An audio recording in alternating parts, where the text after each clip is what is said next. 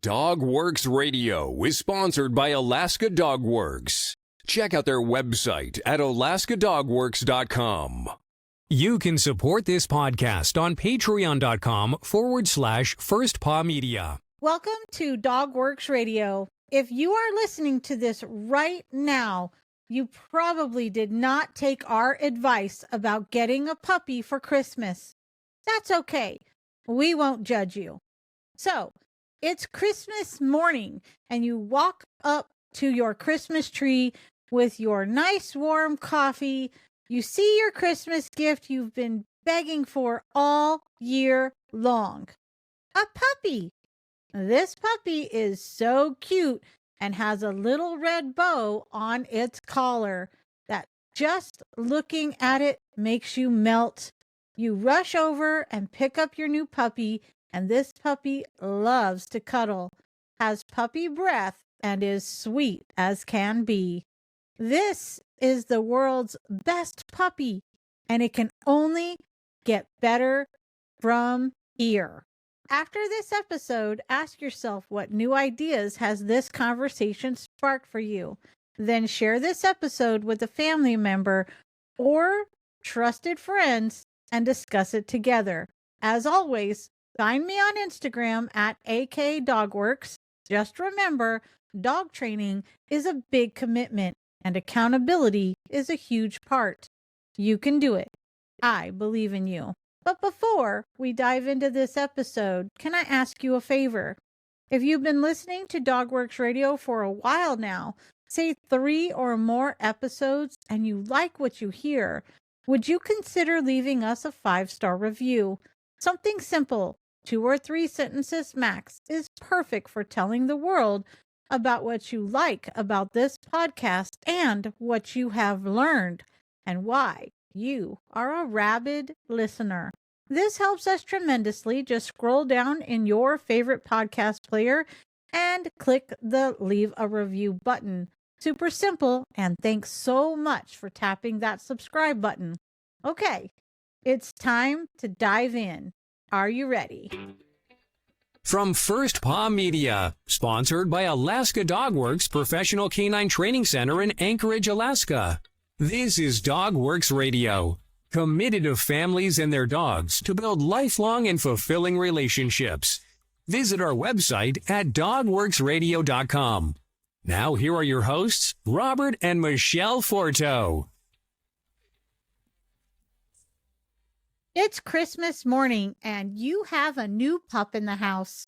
This puppy is so cute, has a little red bow on its collar, and just looking at it melts your heart. You rush over and pick up your new puppy, and this puppy loves to cuddle, has puppy breath, and is sweet as can be. This is the world's best puppy, and it can only get better from here. Wait, what if now we have more traveling, planning for New Year's, and lots of people to host? Maybe you should rethink those plans. This may be your first puppy, or it's been a while since you've had a puppy. So now that you have gotten it, what do you do? Here are some tips to start you and your puppy off on the right paw. Take your puppy to see the vet. It is always a good idea to have your puppy examined by a veterinarian to ensure it is in good health and let you know if there are any concerning issues with your puppy you may need to worry about. Your veterinarian can also test your puppy for any intestinal parasites, which many puppies are prone to having, and treat your puppy for parasites as needed. Intestinal parasites are zoonotic, meaning that you can catch them as well as other animals that your puppy may be in contact with. So finding out sooner and treating sooner is not only healthier for you and the puppy, but it can save you some money in the long run when you don't have to treat other animals in the household. You also want to get your puppy on a vaccination schedule. Puppies need to have their immunity built up through booster shots. Parvovirus is a dangerous disease puppies are susceptible to, and boostering your puppy for this disease is critical and should not be taken lightly. Give your puppy time to adjust.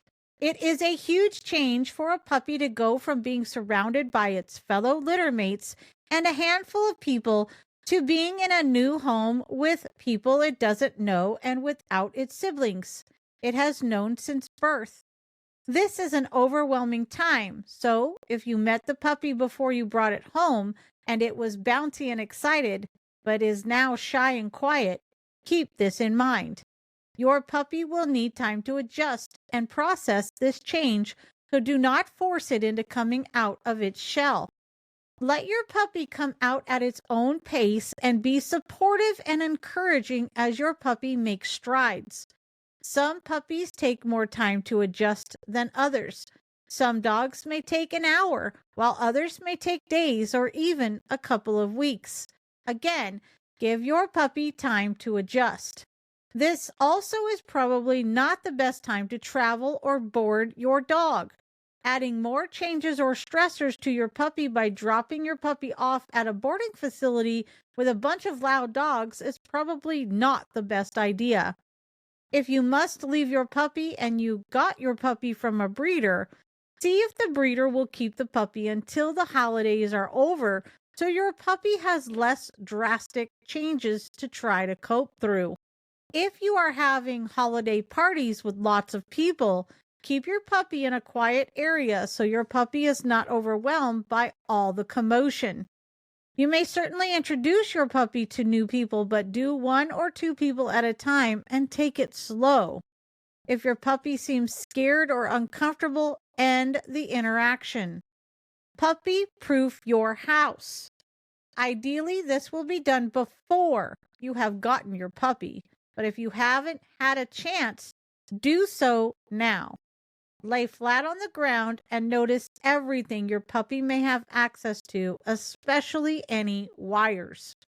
If there are wires your puppy can potentially get to, figure out a way to cover them up. If you have a lot of wires you can't cover up, consider getting a small PVC pipe and threading the wires through that, so your puppy doesn't have access. If there are rooms your puppy isn't allowed in, keep those areas closed off. Are your shoes out? Those dangly laces are lots of fun for dogs to chew on and not so fun for owners. Keep your shoes locked away where your puppy can't get to them. If you have children, are all their toys picked up? Children's toys can be a significant choking hazard or foreign body waiting to happen, and your dog doesn't know that those aren't toys for dogs. To keep an eye on your puppy for potty training, you have a baby gate set up so your puppy can't wander off for accidents. Knowing where your puppy is and what it is doing always is the best way to prevent accidents. Do you have a cat? Does the puppy have access to the litter box or is it blocked off? Nothing is more disgusting than having to take a cat brownie out of your puppy's mouth. And yes, this one is from experience. Start good habits and create a routine from day one. If you have a lab that you know will be a large dog and don't want to jump up on people when it's over 50 pounds, don't let your puppy start jumping on you or other people. If you want a dog to walk nicely on the leash, start while it is still a puppy. If you want your dog to be potty trained, start while it is still a puppy. It is 100% easier to set a puppy up for success and train good habits than to try to correct problems later. Dogs also thrive on routines and patterns. If you set up consistent potty training schedules, feeding schedules, walking schedules, etc., your dog will know what to expect and the behavior will match accordingly. Find a good puppy class. A good puppy class is like a behavioral vaccine or behavioral booster shot for your puppy. A bad puppy class is like directly exposing your puppy to an actual disease, like parvo, and hoping your puppy doesn't get sick. A puppy class should have socialization at the heart of its curriculum, as that is the most important thing for puppies. Also, make sure those trainers know what socialization is. If they play a game such as Pass the Puppy and force a scared puppy to interact with strangers, the trainer probably doesn't know what socialization is and is creating a recipe for a fearful or anxious adult dog in the future. A puppy class should require puppies be updated on their booster shots. A puppy class should also teach a variety of things to teach puppies how to learn and problem solve. A puppy class should not be the same curriculum as their Manners 1, Obedience 1, or Level 1 class, but with dogs instead of puppies. Puppies are at a different developmental level as adults, and classes should not be the same. You go through a website and ever see the words alpha, dominance, or be the pack leader as how they train, run away and do not turn back. Puppy classes are not meant to be the only class you ever take with your dog. However, they are one of the most important. Lastly, have fun and enjoy your puppy. Build good relationships with your puppy based on respect and trust. You have a living, breathing puppy, not a robot. Play with them. Be affectionate. Show you love your puppy.